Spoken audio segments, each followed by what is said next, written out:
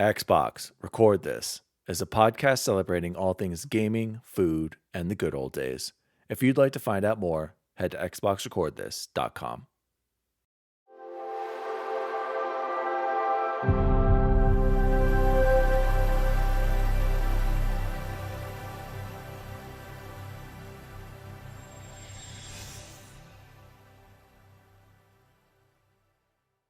What do you guys think of when I start the show in the introduction?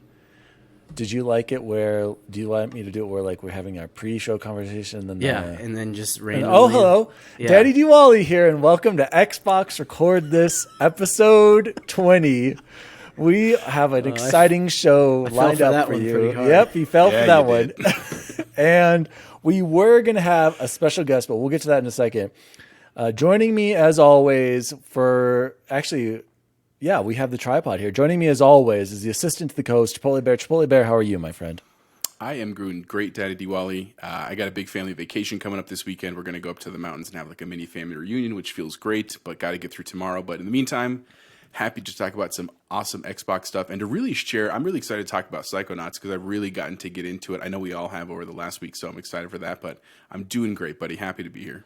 And also, big news for Chipo Bear. He got a new mic. He is rocking the Elgato Wave 3, just like myself. So hopefully we're not going to have scary audio issues like we have had it before in the past. So congratulations on that, Chipo Bear. And, joining us. For that, this is my real voice, for the record. If you're like, yes. It doesn't sound like a Rockies announcer anymore, that's because I was using software. There we go. So now you hear, before everyone's like, oh, Chipo Bear's voice is so low and sexy and it's so amazing. And it's like, well, now we get the real truth. I mean, I've definitely been told it's low and sexy before in real life. Well, it sounds a little bit different now. I'm not going to lie. I'm interested to see what's going to come through when I edit this. And joining us to the assistant to the co-host, Bubble. Welcome back. Congratulations to the baby Bubble Boy. Bubble Boy N7, welcome back to the show. How are you? Thank you. Really, really happy to be here. I missed it last week. It was a pretty not stressful week, but new baby at home, and so a lot of different things. And apparently, we forgot everything there is to know about what having a newborn was like. But she's doing great now, and I have what I can consider free time again. Yeah.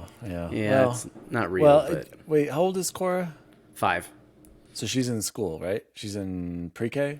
No, she's in kindergarten. She's in Ashley's class. Oh, okay. So is it full day? Mm-hmm. Wow. Yep. So there you go. So now you are home with the newborn, I'm assuming. And it's Ashley's here too. We did our leave together. Okay. It's great. So I still got after this week 3 more weeks. So of course, what am I thinking? Man. Of course she's so.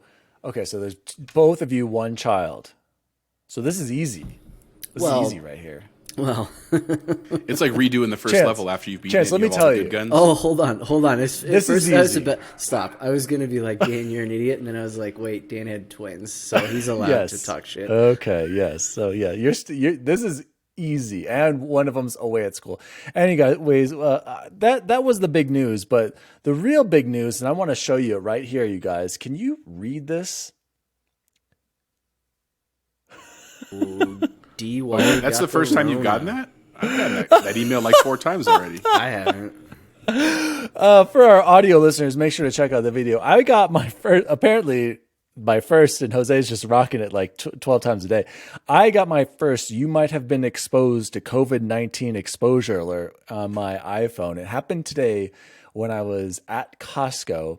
And it took me a while, Jose, because I'm like, what the heck? When would it have been? Did a little bit of research. So basically, you have to opt in, right? And whoever opts in also has to opt in, obviously. And they also have to have their Bluetooth on. Then the other thing is that you have to spend a certain amount of time with that person within a certain amount of distance, and they have to report their positive test. So whoever I came in contact with on Thursday, the 9th of September, they are taking this seriously and reported that they were positive to COVID. So I have potentially been exposed. I'm going to go get tested tomorrow morning. So I get to look forward to that. But I feel great. The kids. Spoiler warning, it's your cousin Cisco because you didn't get him a cummerbund. He's doing it just to troll you. It's funny you say that because I'm like, it had to have been at the wedding, right? Because I was exposed to a lot of people indoors. No, it did give me the date. I dug around for that. So September 9th, and I'm like, what did I do at Thursday at work? And I'm like, I don't even remember talking to anybody like in my office for a long period of time. So super confused. Allie, Chance, we were talking about this before. Randomly, she went on a walk, but then she came home, and right when I was leaving, she's like, I feel like I'm coming down with something. I don't feel good. Was eating soup, does not look good. I took the kids to Costco. She said she passed out when I went to Costco. So I may have exposed my wife, you guys, and a breakthrough case. So, well, we're both getting tested tomorrow. So exciting stuff happening over here. We were planning on going and seeing Baby Jack, but I don't know if that's still happening. Let's move on. Oh, the other thing we were supposed to have a special guest today, a math teacher of ours who we were very excited to get in here, but unfortunately he said he's at DEF CON 3 or 4 or something. No kids are asleep, and Severson, maybe we'll get you on next time. So unfortunately, I guess he may or may not be here. We'll see. Every parenting nightmare I've ever known has come from good old Severson. It's so funny. He likes to reference Murphy's Law, and when we text each other, you guys, we always reference Murphy's Law and Sisyphus. Do you know who Sisyphus is? Yeah, Sisyphus. Love the Sisyphus. Push the rock up the hill. Yep. Yeah. You're constantly just in just what is it? Is this Greek mythology where you're just constantly? Yeah, Sisyphus is in Hades. Oh, see. Oh, that's right. I remember hearing that. Yeah. So anyway, Severson, we are always texting each other saying we're always Sisyphus, and we always say deleting after we have our conversations. We always delete our texts just to make sure our wives don't catch that. So I shouldn't have said that. Now Allie's going to know. Let's move into our warm-up question for the week. And this week, I'd love to have Bubble Boy N7. Take it away, Bubble Boy. Let's hear it. Yeah, so Lana, one of the other counselors at Gateway, she heard about the podcast, obviously huge fan. I think she said like that last person that wrote in that I guess Bubble Boy was her favorite character. And she's like, oh, so what other kinds of foods have you guys done? And I like kind of told her what the top 5 foods. She's like, oh, well, you didn't like start with fries. You got to do fries. Fries has to be on that list. So we are going to rank our top 5 fast food fries. And she wanted me to read her list too, which I'm sure we'll have some on here, and one that I'm hoping one of you have done so that we can talk about it. But she only wanted to do 4. So wait. These are hers? These are hers. Yeah, she just wanted me to share them because she was like, well, I want hers to be mine because I don't have a list, guys. I'm going to break everybody's hearts, especially Lana's. I'm not a fry guy. Like, to me, I don't. What is this even? Like, when I go to burger places, I just focus on getting multiple burgers and items, and I don't waste. So that's a Kyle Kinane original too. Yeah, he's like, no, I get 2 Big Macs instead of Big Macs. Exactly. And if I did have to vote, the only one I could think of would be Arby's, the curly fries. Those are incredible. That would be my number 1, and then number 2 probably like McDonald's. So that's about all I got. Let's hear Lana's. So coming in at number 4 was Chick-fil-A, and I said, okay, but hold on, do they still come in at number 4 without the sauce? And she said, oh yeah. So because I don't know, I kind of go back and forth. Number 3. I like this sauces. It has to be okay. This is a non-shout out to Snelling. Snelling has a problem with our chicken list. He's like, well, the sauce makes the sandwich. And I'm like, no, it needs to be about the taste of the chicken and whatever is the standard thing given to you. So these are standard stock fries, stock burgers, whatever they decide. That's the stock item. So thank you, Lana, for pointing that out. We are going by ordering just biscuits taste. And gravy. Hold the biscuits, right? Exactly. Let's hear. You can. You just can't put it in the power rankings up here. Number 3, and this, I'm hoping one of you can back this up because I seriously think I want to try these just as much as the sandwich, but Popeye's Cajun fries.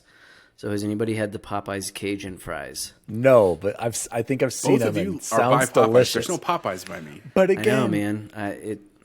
Jose, the thing I do though, again, I'll get 2 sandwiches. I can't. Next time though, I'm getting those fries. Let's hear the rest. So Raising Cane's was number 2 for her, which I was a little upset about because I was like, oh no, the bread is better than that. You take the bread and you dip it in the sauce. But it's her list. So, and then number 1, McDonald's. It's really hard to beat a good classic McDonald's fry. So, shout out to Lana. Appreciate all of her support, and shout out to Lana. Thank you, Lana. Let's go to Jose. Jose, I want to hear yours, then we'll close out with Chances because I'm interested to hear, because he sounds like he's really into French fries, so we'll leave him for last. It's that sheen on his forehead. No, shout out to Lana. Thank you for writing. We always appreciate it. So my list, I got a couple of, I think, dark horses on my list that I don't know if a lot of people put on there, but I think when they hear me say it, they're going to be like, oh yeah, that was a good choice. Number 5 is Freddy's. Freddy's Steak Burgers is my number 5. I like that they're real thin. They're often like really crispy. And I like that they're good beyond like the initial hotness. Like you can eat them because they're crunchy later, almost like chips. That's really nice. Number 4 for me, also with Lana, is Chick-fil-A. I think Chick-fil-A is a really good fry. And the way that I gauge that, because usually I do have it with sauce, is when I'm driving home, right, and I can't open a sauce because I'm driving, you grab it out of the bag. They're, when they're hot and toasty, real good. Like, this real good. That has some real science behind it. Yes, wow, you're good right. for you, Jose. Even I have to chime in here. You're right, Jose, because sometimes I'll get the kids Happy Meals. Like I said, I'm Dad not a tax guy. right there. But then I'll try one, and then when I keep going back, these must be good, or they must have cocaine in them. So continue. Jose. Sorry, Grayson, they forgot your fries. Yeah. Same with you, Brooke and Maddie. So that was number 4. Number 3 for me, I did put McDonald's on there because it's America's favorite fry.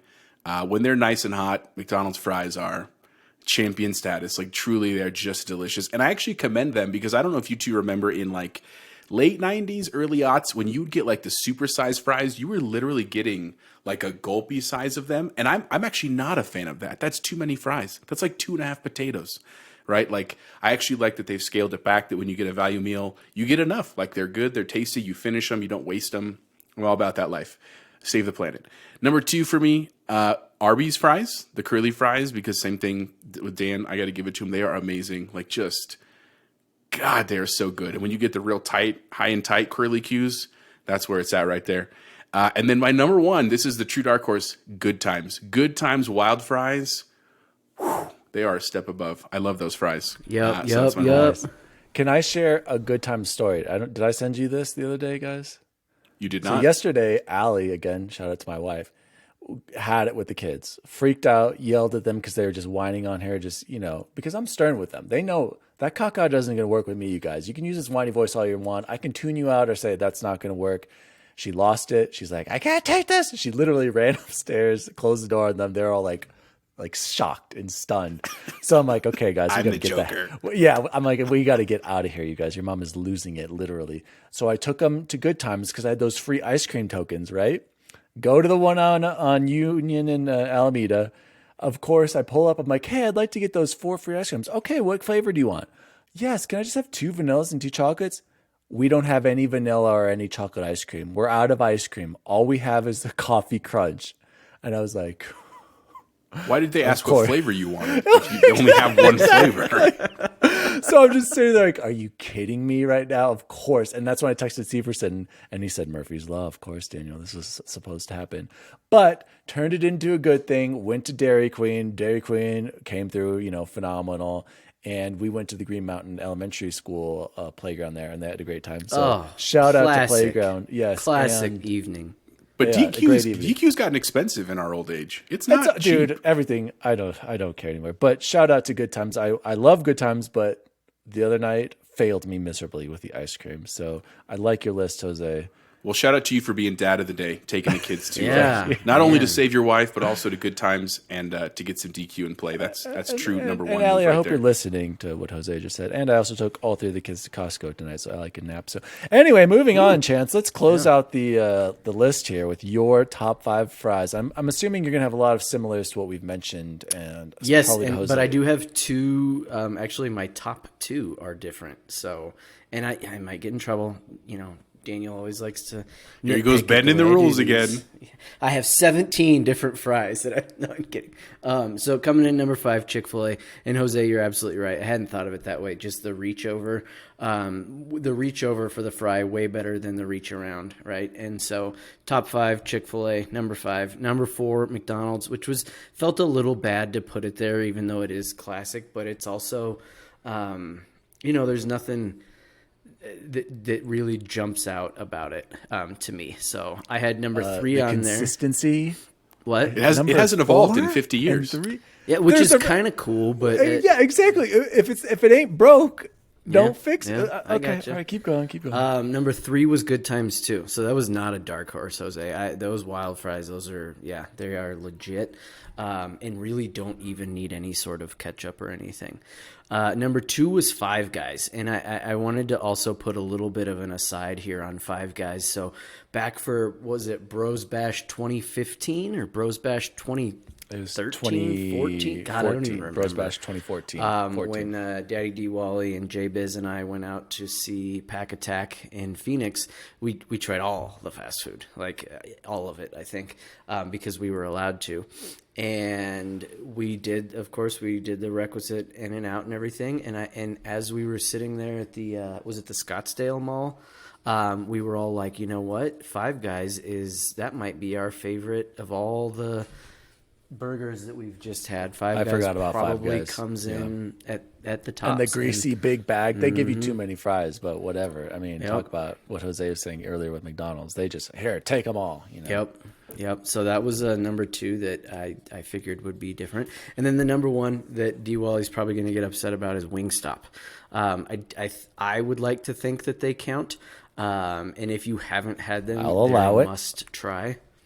Are you talking the fries or the chips? The Or I'm fries. thinking Buffalo Wild Wings. My bad. I'm Yeah, thinking the Buffalo fries, chip. the fries, and so I part like of it. what makes it is that you typically always get some sauces with the wings if you do it right there, and they have a cheese sauce that's delicious, but their fries also have salt and I swear a little bit of like a tiny bit of sugar on them. They have this just very, very unique taste that's always done really well. So Shout out to Wingstop. I like that, Chance. I think I've had them and I enjoyed them, so I'm going to have to try them again. I think you might be onto something. So thank you to Lana. There it is, you guys, the official XRT top 5 French fries. My list kind of sucked, but I liked what Jose and Chance, and I'm glad Lana was there to fill in for me. So perfect, you guys. Let's move in. Thanks again to Lana. To what have we been playing, gentlemen? Chance, we haven't heard from you for a while, so why don't you start us off? What have you been playing? Yeah. Oh, wait, I actually know one of them. I've seen you on Yep. Assassin's Creed for Yes, some you reason, have. and I thought Yeah. you didn't like that. So tell me I about never said I Assassin's didn't Creed. like it. I absolutely never said I didn't like it. I just said that the last one was probably going to be the last one. The Siege of Paris came out, so I had to download that because I, of course, spent the 110 or whatever a long time ago, and I like it. It's good. When I was reading some of the reviews, they were all just like, "Oh, it doesn't do anything different," and none of it's. I'm just like, that's okay. I mean, it's a really good game that was done. The visuals are just absolutely astonishing and gorgeous, and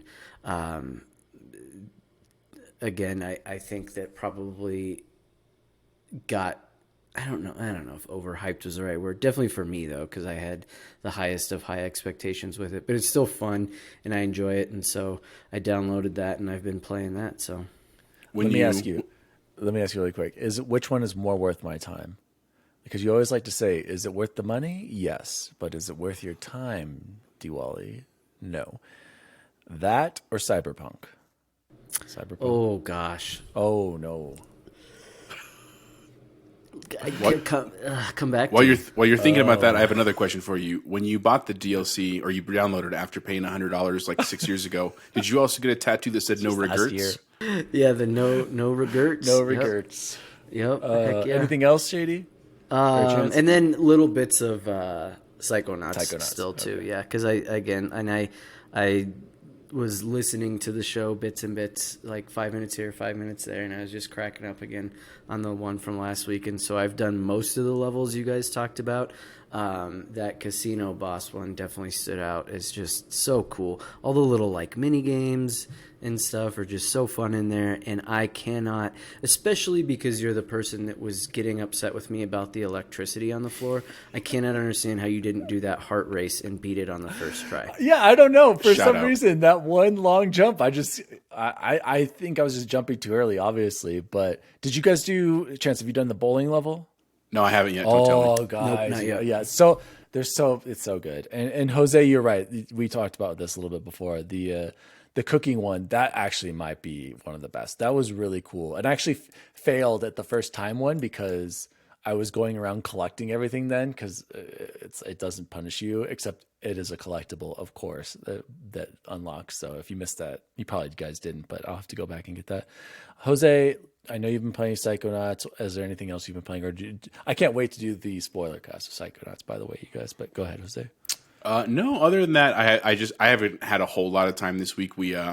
I was going to talk about this in the intro, so I'm going to do that in lieu of my games because really it's just been Psychonauts, and I agree with everything these two are saying. But I don't know if you are TikTokers. I am not. I have a TikTok account. I use it 0 times. But unfortunately... Jose, you are a middle-aged boomer and not allowed to have a TikTok Oh, they let me have an Keep account. going. Oh, okay. I keep thinking what to put on there, and I can't think of anything. Anyway, right now there is unfortunately a nationwide trend called devious licks. Have you guys heard about this? I've heard. We got an email. Yeah, you should have gotten an email, Dan. So long story short, it's a challenge, quote unquote, challenging kids to cause chaos at their school, like destructive chaos, stealing stuff, breaking stuff, and it has come to my school. And so on a Tuesday afternoon, we had 9 different soap dispensers ripped out of bathrooms off the wall, out of sight of cameras, of course. And so we've had to shut the bathrooms for the last 2 days, and I've had to literally stand in front of a pooper for my entire shift at school, which sounds a lot cooler than it actually is. But anyway, so because of that, I've been trying to catch up on work at home because it's hard to like do work while you're standing in the hallway. So anyway, Psychonauts is what I've been playing this week. Hopefully we're moving away from that stuff. It sounds like TikTok has actually banned those videos now and is like banning people who post them and stuff, which I'm actually grateful for. Thank you for taking some responsibility. But in the meantime, I have not gotten a whole lot of gaming other than Psychonauts is my refuge when I come home and I just can bounce around and play as Raz, which makes me definitely happy. So that's what I've been up to. Yeah. Okay. I've turned into an old man because I remember complaining about kids at the park. So it's just happened. I've made the switch over those dang punk kids. I love Raz though, Jose. He's hilarious. I think he's a great character. I also have been playing Psychonauts and Destiny 2 still. Guys, Destiny 2 just knows how to get the grind out of me, Chance. It's like it dangles just a little bit. Here's some powerful gear. Just play a few Crucible matches, do a few strikes. Oh, you're right there. Just one more. Just one more. They've perfected it. They've gotten me. So I've been sucked into Destiny 2 for some reason. I don't even know why. Like even once I get to like the top level, what am I gonna do? Just grind some more because they'll just raise nothing. it, so. And that's what I did. And I remember after I finished all the 3 DLCs, I was like, oh great, like I quote beat it. And then I was like, I need to go show up. Oh wait, no, there's nobody to do this with, and I don't know. That's why the more I was thinking about it, I just get that much more excited for Halo, and I can't wait for all the like intense customization of the Spartans and the flags and the guns and just everything, right? Like it's just never gonna get old. And I saw some complaints on like an article I was reading, like there's too much customization in Halo. I'm like, customization is always cool and always good, and I'm excited to be able to have a higher level of customization with the colors, specifically in the shaders and all the armors, like you were saying.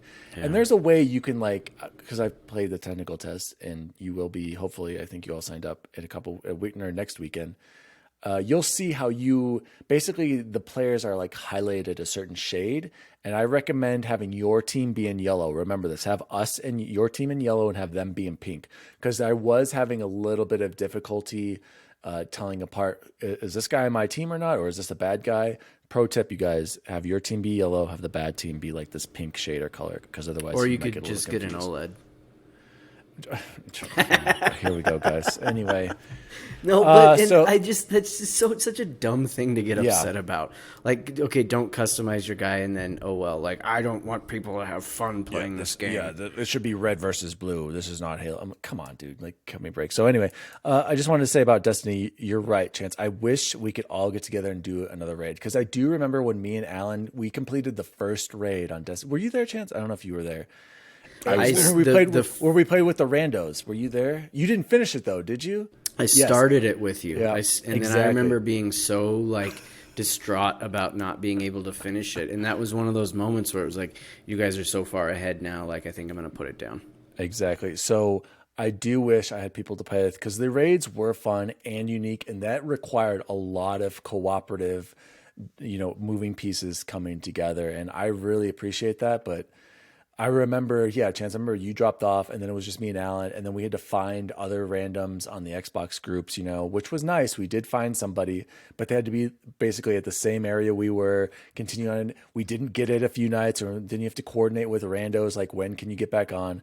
I've heard from others that the Reddit Destiny is a great place to coordinate and find fire team members and stuff like that, which I'm sure is a lot better now. But that's the one thing about it. Those raids are intense and they are a huge time commitment, which, it's hard to coordinate. So shout out to Destiny, Psychonauts, and Assassin's Creed Valhalla. So maybe I'll have to check that out. And some Warzone. We hit a couple Warzone Oh, yeah, dubs. that's right. And I did play Warzone. We did get some wins. I was going to say, Jose, I'm glad you brought that up. I played with Nico and Sterling last night. We had to have had like 10 second places, no victories. It was heartbreaking. And one of them, Nico was the last. Sorry, Nico, I'm going to put you on blast right here.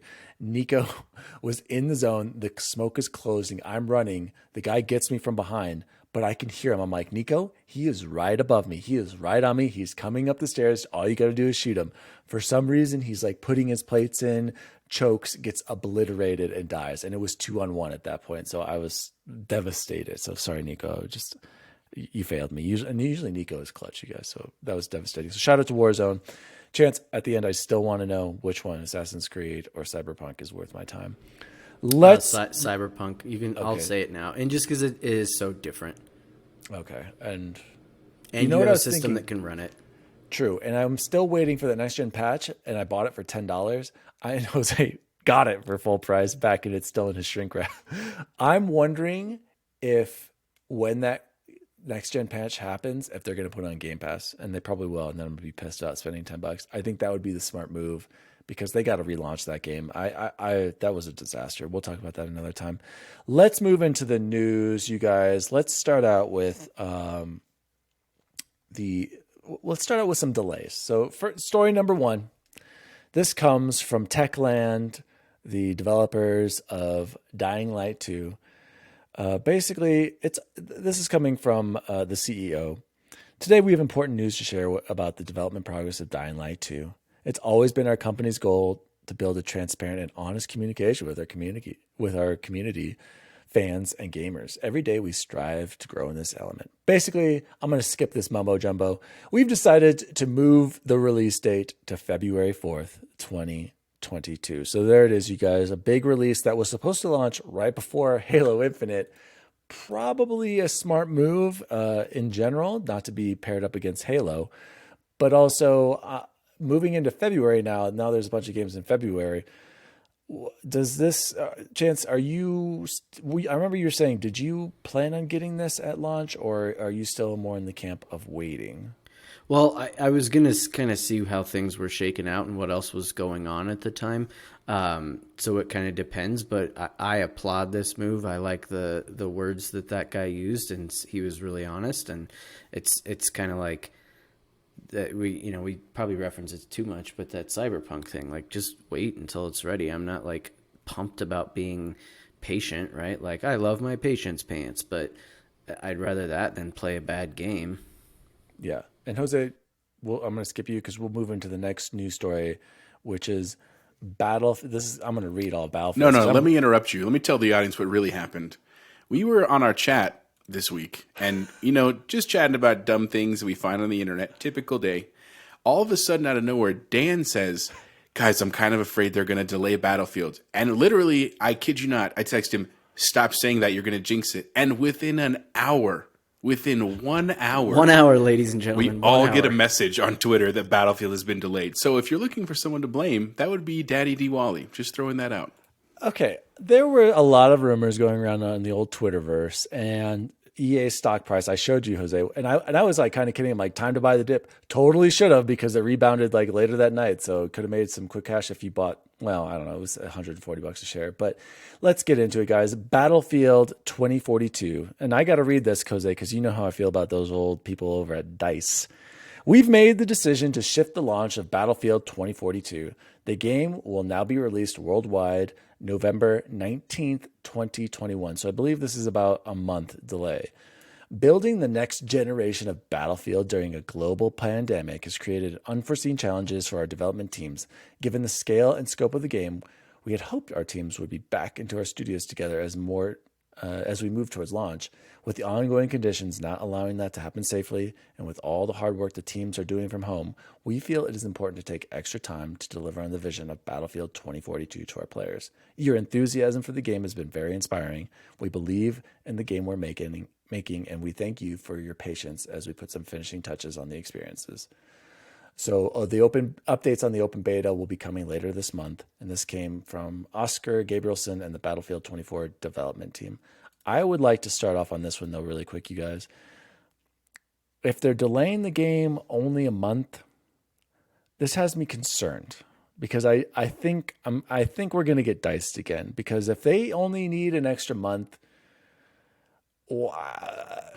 I think you could it feels probably like get that more like marketing, right? Like, exactly. we lost like all the why, posters. and they didn't, and they announced the release date. It wasn't that long ago, right? It was probably during E3. It was E3, right? Is when they So they announced it, 'cause couldn't we have got the trailer. seen that maybe they need another month or push it back. And now I think it's launching after Call of Duty, which is not good, and in between, closer to Halo, which I'm angry about because I liked how they were all spaced out. To me, I'm getting a bad feeling about this. I don't want to have another DICE situation with Battlefield 4, but I'm getting bad vibes. I would much rather them just. I actually tweeted at them, like I showed you guys with our XRT Twitter account, and actually some people liked it and retweeted it, saying, "Guys, take as long as you want. We're big fans. Delay it to the spring if you have to, because we don't want. No offense, we don't want to get diced by you." Yeah, he put like we that did in with there. Battlefield. I put in. Hilarious. I said it, and so I would be fine. I would be glad if they delayed it until March. That'd be awesome. But Bubble, or actually not Bubble Boy, Chipotle Bear. I want to start with Chipotle. Hold on, all I have to say is ditto. I Okay. hope it's April. Yeah, exactly. Chipotle Bear. Now I'd like to hear your thoughts. You can talk about Dying Light if you want to, but specifically your thoughts on Battlefield being delayed only 1 month, whereas Dying Light we see from December to early February. So I guess that's almost a month too. Or actually, that's 2 months. I echo a lot of what you guys said, and we've said it again. We have plenty to play. There's nothing that, like, it's not like we're sitting here waiting for another game that we can't play. We have all Games Pass. So I do appreciate if it's not ready, don't put it out.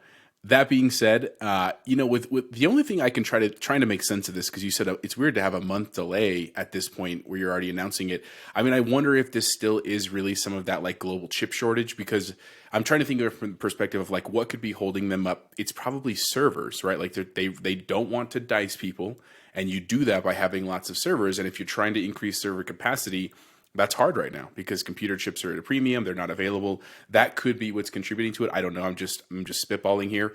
And then the other thing I would just say, just kind of as the like fail safe. So let's say we do get diced, which that would suck. We would not be happy, but we also would have Halo 2 weeks later, right? So like at the end of the day, it's pretty much a win-win-win for us on all fronts. I mean, the only, I guess, kind of downside situation is what if it does come out and is freaking awesome and then Halo comes out in 2 weeks? We're going to literally have to have a block schedule where like Monday, Tuesday, Friday is like Battlefield night, and then Wednesday, Thursday, Saturday is Halo night, and then Sundays for the boys, we just like let it rain, whatever happens that night. Like that's going to be we got to figure that out. You got to set a schedule. You got to call Miggy and Goose and get everybody on board. Yeah, and I am a little concerned because we haven't had a great Battlefield game for a long time now, and we also haven't had a new Halo game since 2015. Can you believe that? It's been 6 years since Halo 5. So a lot of people want to play, but I just feel like it depends on the beta. So whenever we play that open beta, whenever that is, if that beta is in good shape, which is basically, it's not a beta, it's their trial. Yeah, it's almost their golden master right there. Exactly. So if that goes well, I'll have more confidence. But as of right now, I've played the Halo tech test, and then if the next one is like just as good with way more people, then I'm going to be confident that Halo's going to. Well, first of all, Halo I feel like is under more pressure and it has to launch in a better state. So, but right now I'm just feeling way more confident in Halo Infinite than I am Battlefield. So, any other thoughts on that, Shady? Or are you good? I totally agree with Jose, and I love the way he put it. Of course, like the block schedule, and that's why I'm like, just push it to May. Yeah, exactly. Like that's what I want. Just push it. Just push it out. But Jose, I did like your point on maybe it is just a server issue. Maybe they are just, and that kind of would make sense for a month. They can set that up. So, I mean, either way, I would love for both of these games to launch perfectly, and then like Jose said, we just have to. It'll just be a struggle for us to pick which game we want to play, which would be a great thing. I want them both to be phenomenal because, like I said, we have not had a good Battlefield and a good Halo game in a long, long time. So I'm excited either way, and I need to buy that stupid $90 version of it and just suck it up and pay for the season pass ahead of it. Thank God Halo's free. What were you going to say, Jose? Go ahead. I was going to say, did you see that the I don't know if it's the Ultimate Pass one of Halo comes with a what's the Lego knockoff that they're doing all the Halo stuff right now? Mega Blocks, Mega Constructs, whatever. It comes with the Whatever limited it is. edition Master Chief helmet, Mega Constructs kit. I saw that. That was pretty sweet. I always wanted that. Was that Halo 3 to have a helmet back there? That would have been so cool. But of course, I'll have to find that on eBay or something. Let's move on to the next story, you guys. This is coming from the Xbox Wire. And basically, new updates to the Xbox app in your Windows 10 PCs lets you stream console games from the cloud to your home console. So today, we're opening up new possibilities for you to remote play, basically playing Xbox games from the cloud to your PC or playing games directly from your console to your PC with remote play. And I believe Bubble Boy was setting this up before. Bubble Boy, did you get a chance to try this? And does this interests you, obviously, because you're setting it up? Jose, Totally. probably not so much. So, Chance, let me hear what your thoughts on this new streaming app. So I hope to have a little bit of a longer thing to say next week, but because I just got it up and running, and then it was like 8:25 all of a sudden. So I'm excited that I can do it. This is that, hopefully, and I know it won't be perfect, but that like, I just have a couple of like random things to do in Assassin's Creed here, and this is. So you probably won't like this, but like it's like we're grinding, right? Like I'm doing some real grindy things, but what a perfect thing to do right before I fall asleep. Like here's 10 minutes of grinding before I go to bed. Your then I achievement put it hub. away. Exactly. and that I can do that from, I'm actually going to use I have it on my Surface here, but I'll probably use my old phone because the screen is so much bigger than on my iPhone. So I'll use that with the Series X controller, and I'm excited about it. I think it's great. And like Jose, well, I'll let Jose speak for himself, but what I think he's going to say, I totally agree with. Jose, any thoughts on stream? Well, actually, you're not in a position to do this, huh? Because you've got Macs everywhere. So Yeah, no, I'm not in a position for this update, yeah. but I still, again, I said this last week, and I've said it before. I'll say it again. Anything towards cloud gaming, I'm all for. You know, I know right now it's Windows exclusive, but the Windows is a smart company that wants to make money, and so it's only a matter of time till it'll be available over in Macland, where I'm happy. So that's totally fine. The one question I am curious, and I'm putting it in there as a feeler for Bubble Boy, is I would like to know what the experience is with a disc in your Xbox Series X remotely versus like a downloaded game versus a Game Pass game. So like if you have time to do experiment on that for us, I would love to know that difference. I don't know if I have any discs. I don't think it would be that different, really, right? I thought about it's it. still No, I was streaming curious. data. Yeah, It's just but streaming- I don't know. I think I like wonder. I think the depends. disc would be probably the most amount of lag because it has to take it from the disc into the system through the internet, right? And where if it's just the already a downloaded game, that it's just going. That's that many less hoops that it has to jump through. You know. I mean, I would It's a be able great to- question, and I'll have to hope I have. I don't know. could run I would over be able there, to of test course, this, but- Jose, because I have Red Dead Undead Nightmare on a disc, so I could potentially do it. But I see, like, again, this is a great extra feature, maybe not necessarily that important to us or most people for that matter, but because how many people would rather stream their game from their Xbox in their house when they could just play it on their console? But I could see it being something for if you have siblings or a big family and one kid's like playing their PlayStation or Nintendo on the big screen, you could just essentially open up your laptop and then just stream your game to another screen, which is nice. And also, I don't know if this means, can we do this anywhere? Like, Yeah, no, you can. So that's why I was like, well, Daddy D Wally's work production just took a yeah, exactly. There we go. Just I'll test this out over the APS Wi-Fi and I'll let you know how it goes. So again, a cool thing. I'm waiting for when we can do this to like our phones, like stream our games, our collection of games through the Game Pass or XCloud app or You can't. Xbox That's what app. it's saying. I'm going to use my other. I can't because I have an iPhone. Is it saying but through my your old phone? Android. I thought it's yeah, saying. I can do it on my Android. I thought this. I thought this specifically. I think that's still coming. This is specifically just to PCs right now. But you're right. Yeah, no. I went down. I thought it was Yeah. Windows 10 devices. I thought it had to be a it's Windows 10 device. That is coming though, Chance. Like eventually we should be able to stream all of our games, not just through Game Pass, but to our Android or iPhones, streaming from our console. So I'm excited for that. You can do it. Sorry for the lull. We're staring at a screen that we can't read from Chance. It says on your mobile device. This is how you do it. I'll just Okay, text you, Chance I'll is let you going know to try it afterwards how right goes, yeah. now. You should be able to No, stream not it right now. I'm gonna. Moving on to the next story, and I don't know if you guys saw this, but I'm assuming Jose did because he's all about that tech. Gear 6, and this is coming, from Windows Central. There's a lot of people who reported on this. This is kind of like a big leak.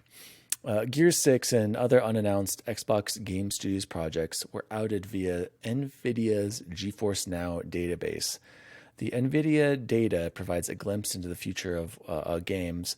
So basically what you need to know, contents of an internal NVIDIA database surfaced online on the 13th, including references to various upcoming projects of third-party video games. So this was also, there are also PlayStation games on there. There is a bunch of Xbox games. Gear 6 and other forthcoming projects from Microsoft were among those names, including a project dubbed Project Oxide, which I think someone was saying, I can't remember, I'll have to look that up, but that might have been, Oxide refers to an upcoming strategy. Oh yeah, that was right. It was a strategy simulation game published by Xbox Game Studios, internally named Project Indus.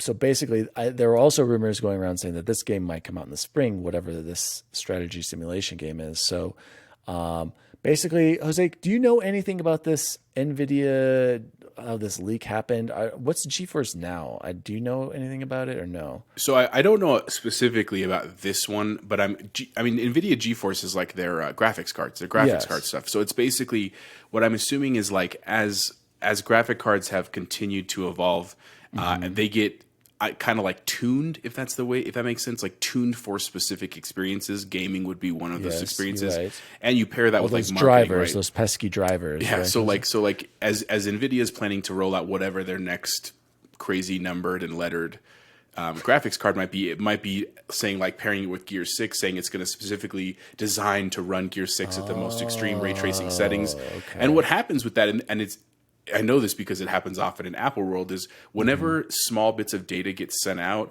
there are people out there that go through and like mine the actual code.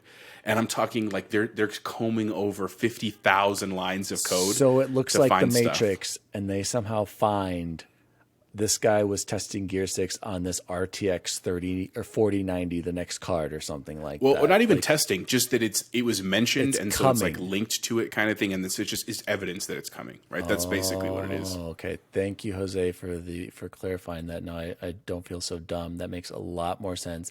I just wanted to follow up that 343 said that Halo 5, one of the leaks was Halo 5, saying that's never coming to PC at this time, and then NVIDIA stated that on the 14th that they are aware of this database leak, and the company has revoked public access to the data. So what do you think? Because them saying them taking that access away. So does this mean that some of these leaks are probably true? What do you think just from reading this? Do you feel like these are real leaks, Jose?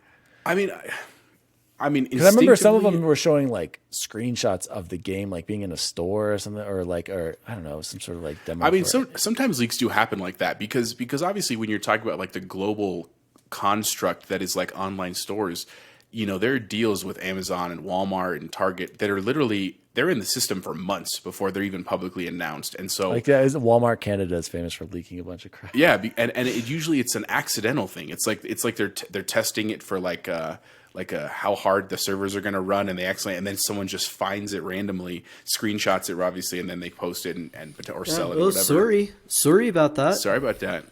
Go get some gravy. Sorry. So, I mean, I do think the fact that it's like they're quickly denying it or they're hiding them and blocking them, that does point to them kind of having something there. What I thought was actually interesting, I don't know if you read more of the article, but they were talking about one of the like hinted things was actually kind of like pushing towards the Perfect Dark reboot. Like that's what one of potentially the like projects they were working on was. Yeah, I which mean, just that would thought make was sense, interesting. though. I thought it was cool that there's some I hope more PlayStation games come to PC. I just think that's a good thing in general. Yeah. Chance, any thoughts on these potential leaks, or do you want to move Yeah, on? I heard you say Coalition, and when I heard you say Coalition, it reminded me of XRT number 19 when we all cried, and I cried with you about Wolverine. Being We're going to get to that. We're going to save it. Save it. We're going to get to console that. exclusive, and my only thought was that if it was going to be leaked, they should have leaked the Coalition does the Punisher. Ooh, That would yeah. be rad, dude. That's That a would be good sick. choice.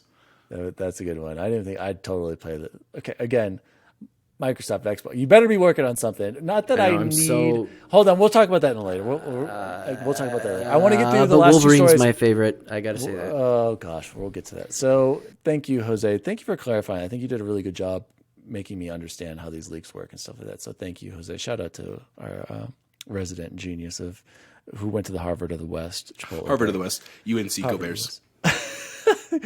Next two stories, you guys, these are just little Xbox one. We're going to close it off, and then we're going to get to the PlayStation because I do want to get Chance's reactions to a lot of that.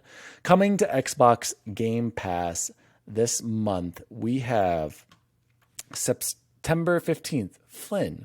September 16th, I Am Fish, Skatebird, Superliminal. September 17th, Aragami 2. I'm going to say right now, that's the only one I've heard of, and I think I'll have to check that one out. September 23rd, Lost Woods, Sable, Subnautica, BZ, Tainted Grail. September 28th, Lemnis Gate. September 30th, Astria Ascending, Unsighted, and October 1st, Phoenix Point. I'm just going to say it right here, you guys. None of those indie games or small games really interest me. I don't know how many... Chance is looking super confused, like, what the heck are these? Tainted Grail has to be the name of some really seedy, shady place in Amsterdam where there's red lights. Dude, weren't these names a little weird? Like, I felt like I was a little crazy having trouble reading them, but then looking back, I'm like, these are some weird video game names. So Feels like a high level reading test in like third grade where they're like, just True. read these words. They're nonsensical. I just want to see if you can put words together. I will say, though, the thing crazy, right? And we have in October, I think Back for Blood, and then November we have Forza Horizon Mexico, and then we have Halo. Like, we have great AAA huge games coming. And to be fair, like a lot of these small indie games I might not have known or cared about, but I probably am going to play some of these after I see some reviews on them, because I would have never known about Narita Boy. I would have never known about The Ascent. I would have never known about Death's Door, which wasn't on Game Pass, but another small game. So I need to keep an open mind. So Jose or Chance, you guys have any thoughts on that, or do you want to Xbox delete that? No, I agree the same thing. I was like, I'm not planning on playing them right now, but if I hear great reviews, I'm not saying I wouldn't ever play them, but just again, when we have more time, Christmas break, summer break, and by then we'll know which ones were great and worth our time and which ones were like, Lemnis Gate was a 0. You know what I'm saying? Yeah. Shout out to them. I don't know if it actually is. I'm just saying.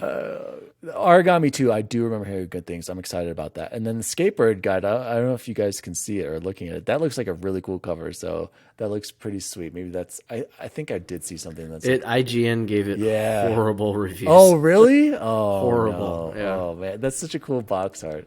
Anyway, moving on to the last main story. And this is kind of just a closing. And I just wanted to just shout out to, this is for Jose specifically, because he's way more Mexican and Hispanic than I am. This is coming directly from Xbox. Today and always, we want to showcase the unique voices that make our community thrive. See how you can celebrate Hispanic Heritage Month with us on Xbox. So shout out to Jose. We're going to celebrate him. I'm more of a gringo than I am Mexican because I don't know Spanish like Jose does. So that makes him a true Mexican. So Jose, I just wanted to ask you, do you like when companies do this and point this out, or do you think like this is just... I mean, I want to here's hear what your I say. feelings. I wouldn't fault a company for not. This is just my opinion, by the way. This is not XRT's or Dane's or Chance, just mine. I don't fault companies when they don't. I do appreciate when they do. I mean, I think that there's a pretty significant shift that's happened in the last, honestly, like 15 years of the world in all facets of stuff related to equity, diversity, and inclusion, right? EDI for short. And I appreciate it, not just for Latino people. Like, that's great. I do love seeing Latino people in gaming and in all facets of the world around me. But for everybody, for people that are Black, for people that are handicapped, for people that have any manner of differences, maybe their gender preferences, maybe who they fall in love with. Like, I appreciate the fact that we can be together, right? We've always said that gaming is about bringing people together. I don't care where you're from. I just want to know if you'll play with me. And that's really what it's about. And so I think gaming is really a great space for that. Granted, there are times where it's problematic for that too, but I do like it. And I will just say the logo, if you're listening to this and you watch it, it's a super cool logo. If they made a shirt of that, I would absolutely buy that Xbox shirt. Super sweet. Me too. The Serapa is really cool, man. So yeah, I appreciate it, man. Hispanic Heritage Month. I'm very proud of who I am by all means. But at the same time, I wouldn't, again, if a company doesn't choose to promote this on their Twitter, I'm not going to be like, oh, stop buying from them. I did like how they actually had it in multiple versions of Spanish afterwards too, if you look at the tweet. So that was really cool. Maybe someday we'll be promoted on Xbox Hispanic Heritage. XRT celebrates Hispanic Heritage. 1.5 Hispanics on I the did show. want to ask you another kind of related but unrelated, I'm not sure, question, Jose, personal question for you. How do you feel with the rise of the superhero movies and seeing Black Panther and Miles Morales and seeing other diverse superheroes, do you feel like it's time to see a Mexican or Hispanic superhero in the major, or was it Shang-Chi too with the Chinese leading superhero?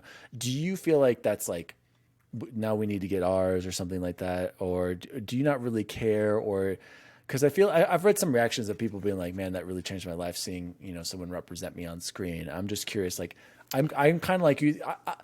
I am proud of my Mexican heritage, but like I don't like I always say my Tia, my Tio. But I'm like I have strong Mexican family roots, but I've never been like like I feel like I've been misrepresented or faced any kind of like racism or anything like that or discrimination. So I'm like, if it fits the story, fine. But I don't feel like that needs to be there to like promote my identity. I'm just wondering how you feel like just on those, any thoughts on that in general? I was just curious. Kind of a two-part question in terms of like, have I felt like it's time for us? I mean, maybe I've never been offended by what I've seen.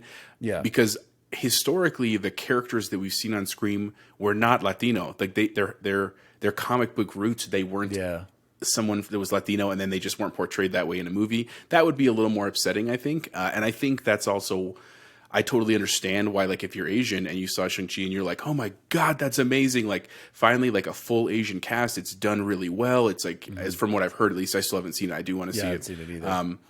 True to like the cultural heritage. I think that's rad. Like, I wish we had done that sooner. I remember thinking when Iron Man 3, I think when it came out and they did the Mandarin with Sir, what's his name? Oh no, who's the Mandarin? With Ben Kingsley is what he was going to say. All right, guys, we've got some audio issues once again. Chipotle Bear just right on time, just straight up crashed here. So, all right, we've had a poor Chipotle Bear. Just the bad luck keeps coming when he's recording. Just had the power go out on his house. It's a very rare occurrence here in Colorado. So, yeah. While we're waiting for Chapo Bear to hopefully get back on the grid, I was planning on doing this anyway. Chance, I'm very interested to hear your overall thoughts of the PlayStation 5 showcase. Do you want to go kind of game by game, or do you kind of already know some of the things you want to talk about? I'm very interested. Know there's a couple of things, and then so I'll tell you what I wanted, what were the most important things to me, and then you tell me like, oh, but what about so and so? Okay. The biggest one was Wolverine. I'm a massive Wolverine fan. He's always been my favorite. I've always like, if anyone asks me, hey, can you be any superhero? Who would it be? It's always Wolverine. And unfortunately, I feel like he takes a back seat a lot of times in some stop. Wait, what? Explain. He has his own movies. Here's the thing. I always disliked Wolverine the most because he was always super popular and always in the front. And Logan, Chance, like there are multiple X-Men Origins Wolverine. We never got X-Men Origins Gambit or Cyclops. It's always been about Wolverine. So I'm gonna push back a little bit on that. He Well, is the face of Gambit the in you, X-Men. okay. And that's okay.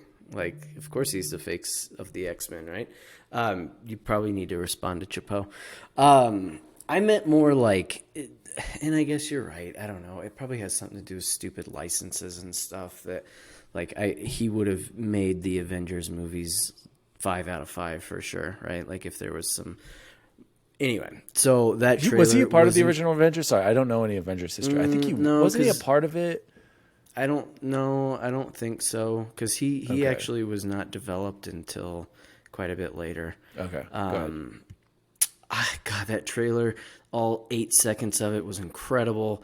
I'm so like, and this is exactly what Sony wants, and I hope they're not listening. It's gonna make me have to buy a PS5 just so that I can play it.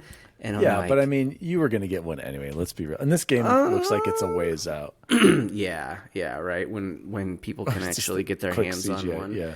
But Hopefully. just, man, it's.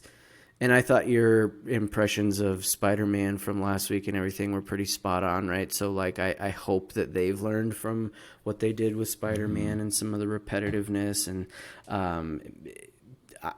they're in Cringe good dialogue. hands, though, right? Yeah, like Wolverine's in great hands. Yeah, and exactly. So Insomniac, what a studio. yeah, that's why. And so that's what I kept thinking in my head, like, okay, so what is? I think the Coalition makes a ton of sense, and I'm like, okay, well, what hasn't been done? And I was like, ooh, Punisher. That's a great one. That would I be could a see- great game. I And could you're see right. Punisher- That plays into it. I mean, they're already Oh. great at third person shooters. Like, come on, they would make a. And I remember I was listening, and shout out to Paris Lilly on the Kind of Xcast Chance, and I want to hear your thoughts on it. There, he had a little space on Twitter. I don't know if you've done the Twitter space. It's probably not. Basically, you can just join in and listen to people talk. Like it's just like a big conference call, and they were talking about the reactions to the does Xbox need a Marvel game. And he was saying, which I was kind of surprised and a little bit, I just disagreed with big time. He's like, would Disney deserve, or would Disney let Xbox have, like, would you let any of the Xbox studios take a Marvel franchise? And I was like, or would you feel comfortable with them doing it? And I'm like, yeah, absolutely. The Coalition would make an amazing game, no matter what it is. And his argument was like, look at what Insomniac has done, and like they're an established great studio. Any of the, like some of the Sony studios, they would make amazing Marvel games. Like, is Xbox there yet? And I was just like, yeah, they are. And then my counter argument to him was, they wouldn't feel comfortable giving Xbox a Marvel franchise because of their studios, but they feel comfortable giving Nintendo Marvel Ultimate Alliance and the results of that game. Like, come on. Like, I don't think they're, and giving it to Ubisoft for Guardians of the Galaxy. Like, has Ubisoft ever really made like 10 out of 10 masterpieces? Like, I'm sorry, but the Coalition and Playground Games, and even I would say 343 has their issues with Halo, but I'm sure they could make a great Marvel game if they really wanted to. Like, I just kind of disagreed with them on that. Do you think, Chance, what did you think of what I was saying about how, like, do you think anyone at Xbox cares? Like, do they need a Marvel game, or did they even pitch one? You know? I have to think most people, excuse me, I have to think most people there care, because usually there's a lot of overlap between video games and comics in terms of interests from people, right? And so I'm sure so many people around the table are like nerding out about the possibilities, and it might be one of those things that they're like, if we don't make it perfect, we're not going to do it. And that kind of is sad. And maybe is what they were getting at on that Twitter thing, but I don't know. I think, like I said, Yeah. Coalition and Punisher, tell me that's not a match made in heaven. That would be great. I would play I'm not even a Punisher fan, but I would play that game. You're right. So let's pray. Let's get some good thoughts on that. Chance, any other thoughts? Like, what do you think of the God of War trailer? Yeah, a lot of people were saying like that looked like literally the PS4 game. Like, I didn't see. Jose said that too. Yeah, and I don't care. It didn't bother Yeah. me one bit. It did, and that game was a masterpiece. So great, make it look like that. Make it some more of it. That was I'm a 10 for you. Yeah. Dan, it was incredible. You haven't even played it, right? Yes, You I have. can't- I played it and beat it. Remember, I told you. Yes, I did, Chance. okay. You even complimented me. You're like, "Well, I'm proud you got through God of War." And I'm not even Okay. like a God of War guy. Okay. I think it played really well. I didn't like the whole one camera thing and like transitioning and then him squeezing through slowly. I did. Imagine I don't how mind. hard I do from a standpoint of just like sitting and we should all know this, right? The meeting after meeting after meeting. Oh, but it has to be one camera shot, right? Like how many cool ideas they had to flush out. I just think it was a really impressive thing that they did. I also think I would say that. and this is talked about way too much, but I'll say it again too. When you threw his axe and it came back, the super haptic cool. feedback that you got and the sound of it was incredible. And I was like, this weapon's the coolest. And I almost forgot about the Blades of Chaos. Yeah, and then exactly. when you got them back, it was like, See, for me, that was didn't hit. I monumental. was like, oh, yeah, he had these in the other games or something. And I was that like, was monumental moment when you got them back. That was See, like for me, so somebody cool. didn't serious. I was like, I'd rather just use this hammer. Like that's literally all I used was just. Of course, I'm gonna throw this and huck it back and just do. Like the hammer was the coolest part of the game. No, the dwarves were the coolest part, or the Yeah, The shopkeeper and the the blacksmiths. Yeah, they were and the best they're- part of the they're game, back, hands down. and Yeah. hopefully Thor has a bigger role. Like I'm excited, and those were the two things that really jumped out to me. Yeah. and reasons. But nothing that too I'm- crazy besides Wolverine, though, right? Like that was definitely the most shocking thing for Yeah, you. no, I mean it didn't hold. None of it holds a candle to what the Xbox E3 was like. So. Yeah, and I feel bad because everyone was the most recent thing you remember was the Trebuchet and the Gamescom conference was not. I good. don't. But you're right. You the say Xbox everyone. I E3, don't. I like that. You're right. The Xbox E3 here, PlayStation Showcase was good, but not as good as that E3. I don't know. But we're all gonna have PS5s eventually down the road, so it doesn't really matter. Let's rewind and get Jose. I really wanted to get your thoughts on the. Now it's just kind of ruined, Jose. I'm not gonna lie. We're just gonna. Have No, I can pick up just real quick where I was saying. I was talking about like I've never felt He that- was talking about Hispanics not Okay, having wait. a voice, and then his voice was cut. Yeah. Okay. Good point. cut off by the power company. That's who it was. Sorry, folks. Had a quick They power. were like, outage in "Oh my no, house. he's feeling empowered and he's brown. Cut him off." No, I was saying just real quick, like, you know, when Iron Man 3 came out and the Mandarin, quote unquote, was the villain, and then I think it was Sir Ben Kingsley was actually the Mandarin. It was like he was like a patsy, and then it was Cillian Murphy and stuff, and there was a lot of uproar in the Asian community because the Mandarin is like a very well-known comic villain, and they were like, "Are you kidding me? There are thousands of Asians that are actors that are well-known that would have loved to play that part. You couldn't do this, Marvel," and so they're really upset, which I think is totally justified. And then so it is cool to see full circle now, almost probably 10 years later. They've done Shang-Chi, and it came out really, really great from what I've heard. And so back to the original point, there just hasn't been a character like that was Hispanic by kind of like canon. Well, and that, yeah, and we maybe haven't Miles seen- Morales, I would say. Yeah, I mean, he's half, right? And they made him like that in the game. Like that was cool. Like I'm happy. And I mean, the animated movie, which was Spider-Verse, which was also great. I love that movie. spectacular. Yeah. So no, I mean, I would. It's not that I wouldn't love to see it, but I also don't feel like should you have a Hispanic Wolverine or should you have a Hispanic Superman? Like, to me, no. But that also maybe is cool. Maybe that's an alternate history or something like that could happen someday. We'll see. I think we're on the same page. Like, would it be cool? Yeah, but do we want to force it? No. But if it fits, if it's a good fit, like for a lot of things, that's all that matters. So thank you. Yeah, if for you the did thoughts. Hispanic Superman, Diwali probably has the closest body of the three of us. That's for sure.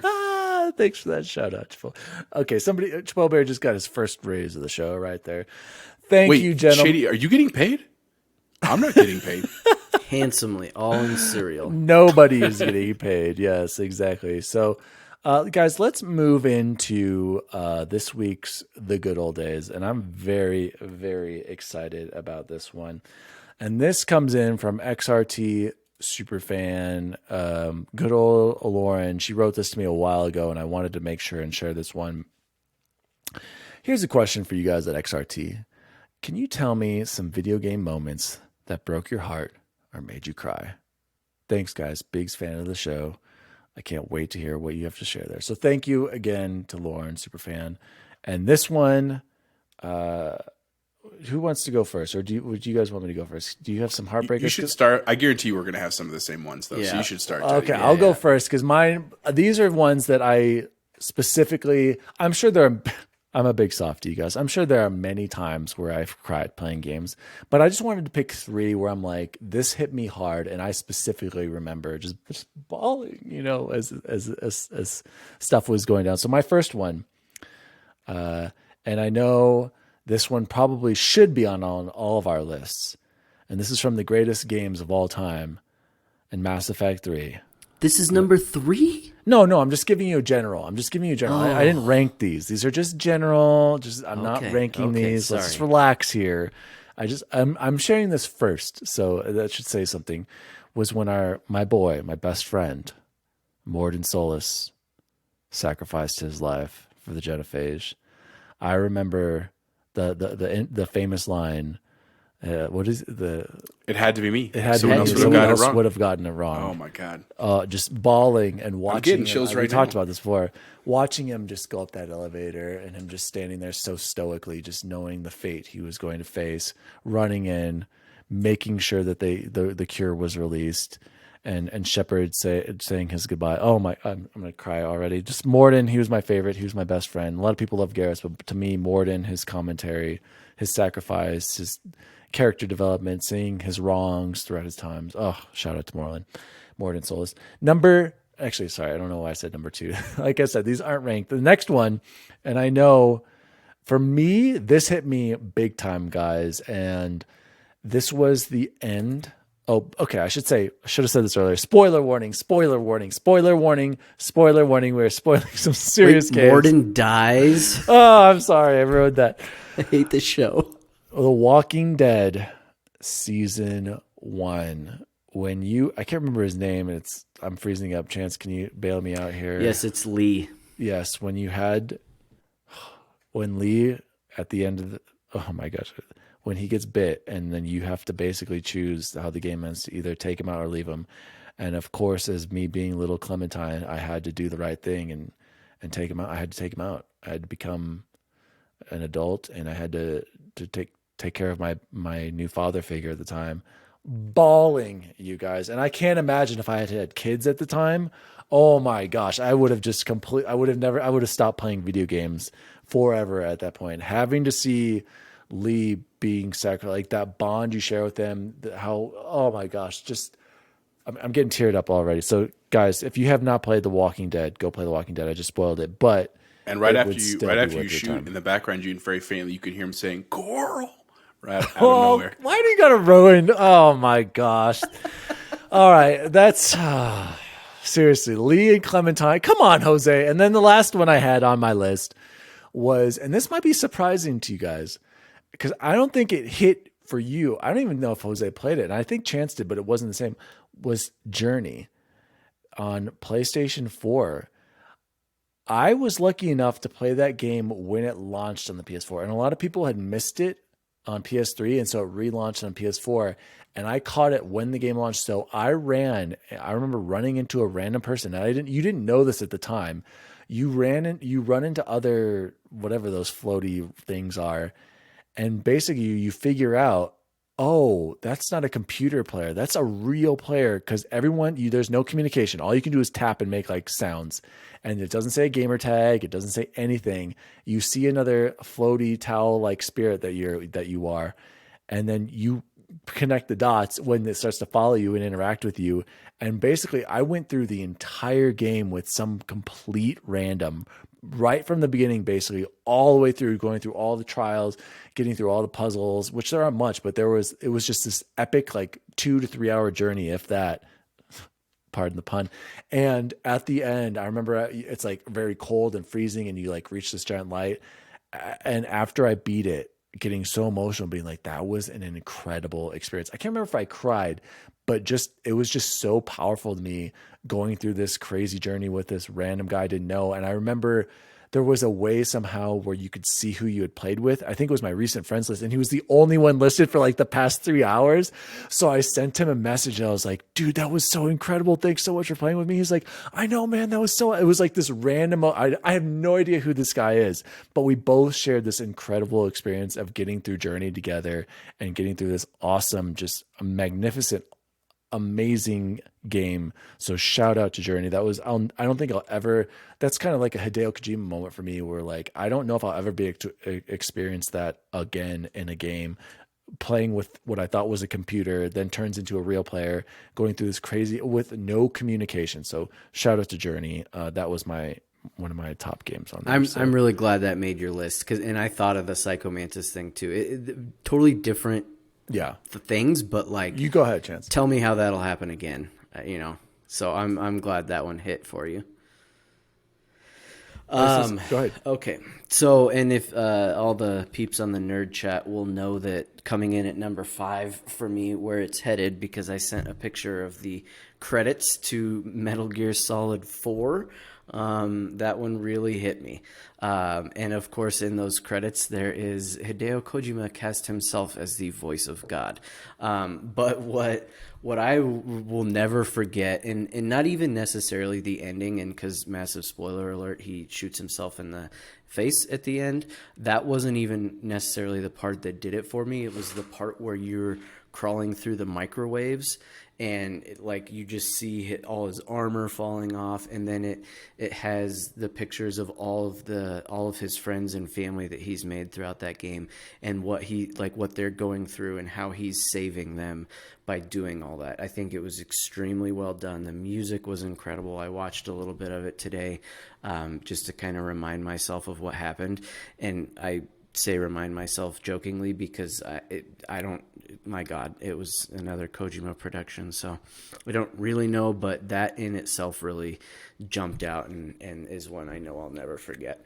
Number 4, really surprised this wasn't on Dan's list, is, and I might cheat here like I always do, the ending to the main characters for both Red Dead Redemption 1 and 2. So the way that John Marston dies at the end, and it was hard for me not to put that on my twist list, because I don't know that anybody saw that one coming. Yeah. And just that he's defending his wife and his son, and then you get to play the rest of the game as his son. And I think it's not cheating because it's within the exact same story and universe, the way Arthur Morgan dies. Yeah, Arthur at the Morgan, end of, that's a good one, Chad. That right. Did hit me hard, but like, yeah, that was, and no, what was worse though, was what happened before Arthur dying. Your companion. Oh, yeah. Your I don't want to spoil too much, but yeah, that hit me pretty, because I'd had that thing from the beginning, so that hit me pretty hard. But yeah, that's a good one. And then number 3, Telltale's The Walking Dead, when you lost Lee. Yeah. The only thing I'll add to it is, because Dan nailed it, but that, and I'm sure Jose will too, what I'll add is I refuse to play any of the sequels because of how powerful that ending was. I was like, I don't want to know anything else. I don't want to add anything else to my understanding of this. If you remember that book, God, what was the book with Katniss and the Hunger Games, right? I was like, the Hunger Games could have been one of the greatest books ever written if the 2 of those kids would have just killed themselves at the end, and it would have been over after the first book. But the lady got greedy, or the dude got greedy, and wanted to write 3 more.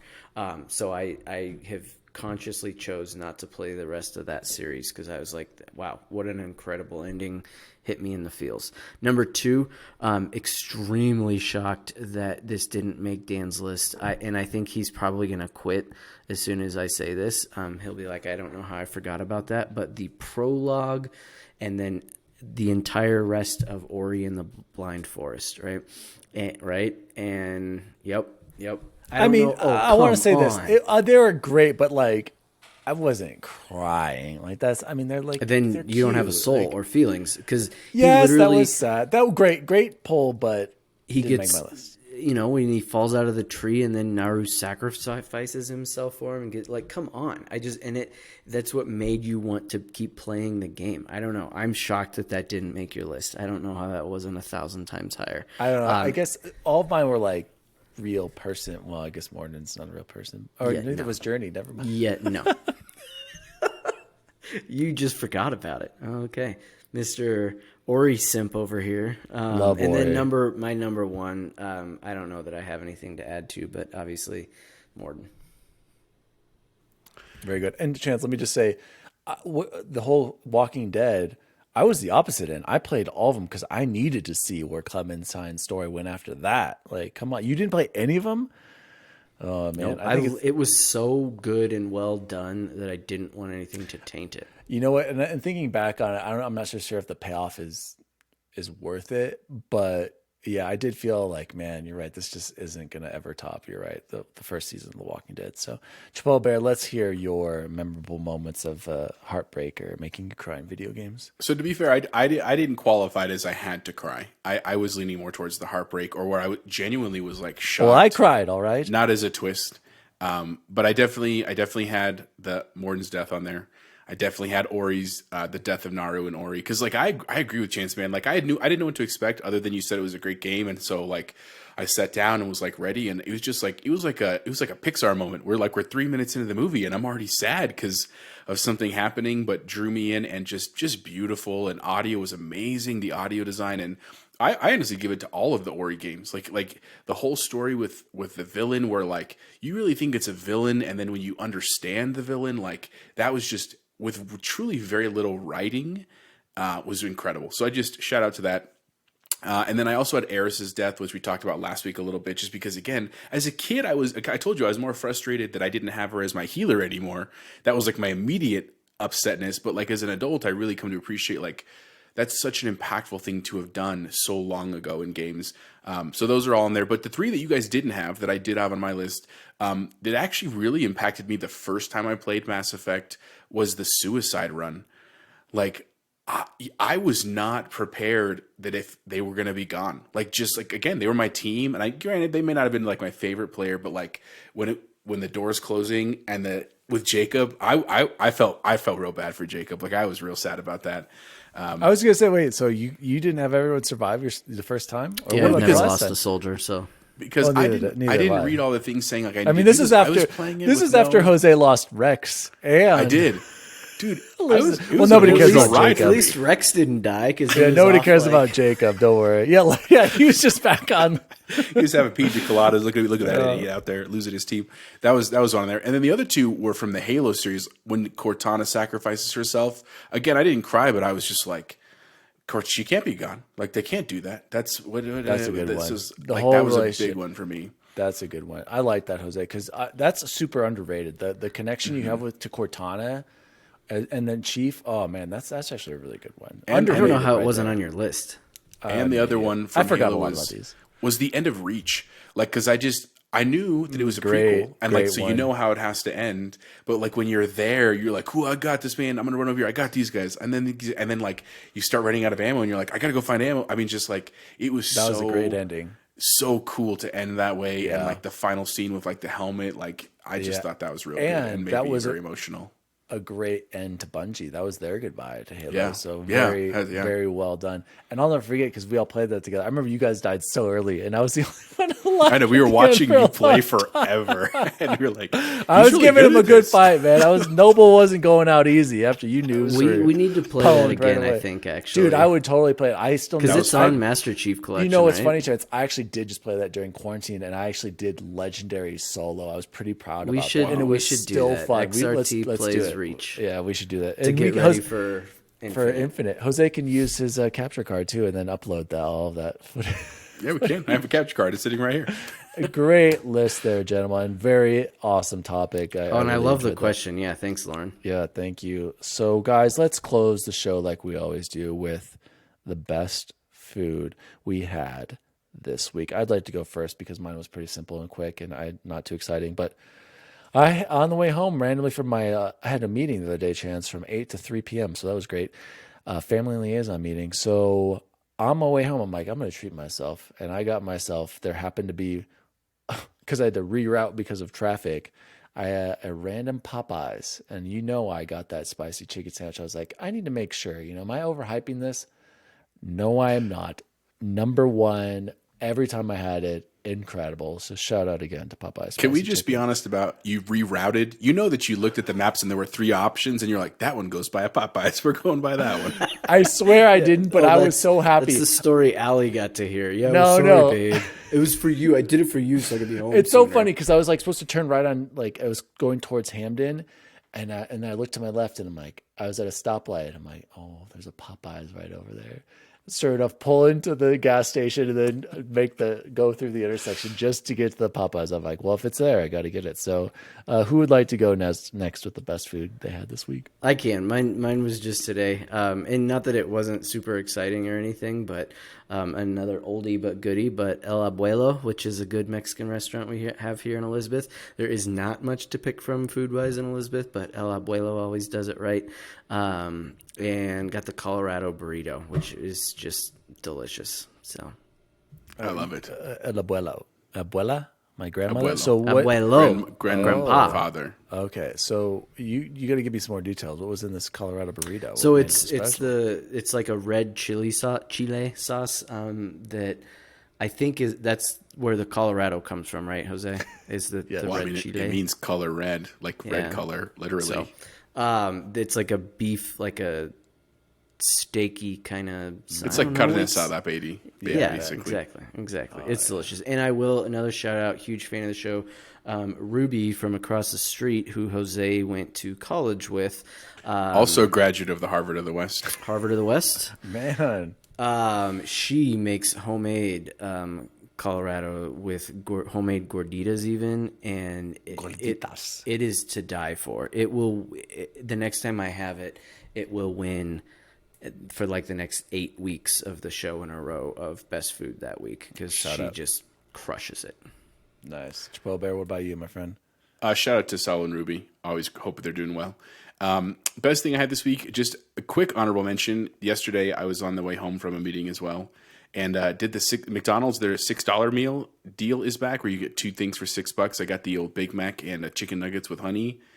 It was clutch, just delightful. Strongly recommend. Or no, not Big Mac. I'm sorry. I had the quarter pounder with cheese. Yeah, and I'm going to nuggets. say something controversial. That might be the better burger there. I feel like there's too much bread going on that Big Mac. You know. Oh Not no, I enough think beef. the Big Mac still is number one. But I do love the quarter pounder. The quarter pounder is QP pretty good. QP with cheese.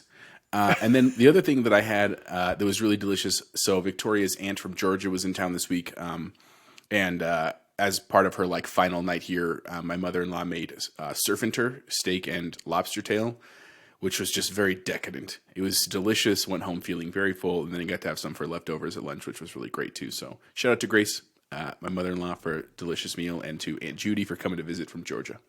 Very nice, guys. Very good. So thank you so much, guys. This has been episode 20. Look at that, you guys, of Xbox Record This. Pretty awesome here. We're almost to the halfway year mark.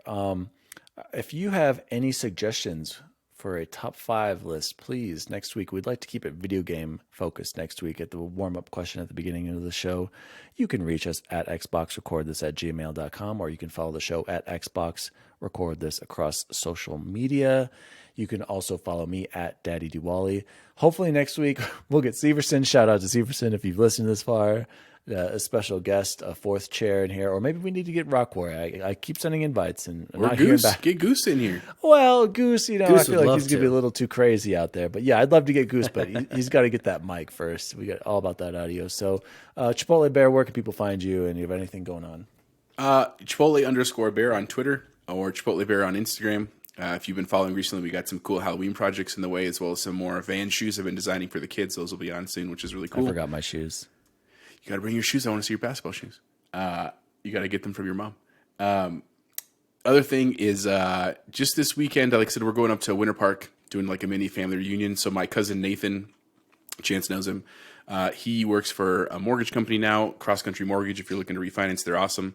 And anyway, his boss owns this like 20-room cabin up in Winter Park and lets his employees use it for like a weekend at a time. And so he got it rented for our family. So it's like grandma, uncles and aunts, cousins, parents. We're all going up for the weekend just to literally hang out and enjoy some beverages and enjoy food. We'll probably have some red chile and some other yummy food as well. So excited for that, man. And then hopefully next week, no more TikTok at school. That's all I can hope for, man. And Chipotle Bear will also be getting those exposure notices, apparently, because at that family reunion. And apparently he gets them every week. So, Bubble Boy, where can people find you? In the nursery changing dirty diapers. That's right. Well, guys, again, this has been Xbox Record This, episode 20. Thank you so much for listening and watching. We are so thankful for all of it. So, as always, gentlemen, see you See you online. See you online. Xbox Record This is a podcast created by Daniel Walenzik. You can follow him at Daddy Diwali on all social media. The assistant to the co-host is Jose Martinez, and you can follow him at Chipotle_bear on Twitter. The assistant to the co-host is Chance Siegel, and you can follow him at BubbleBoyN7. You can follow the show at Xbox Record This on all social media. If you'd like to find out more about the show, visit xboxrecordthis.com.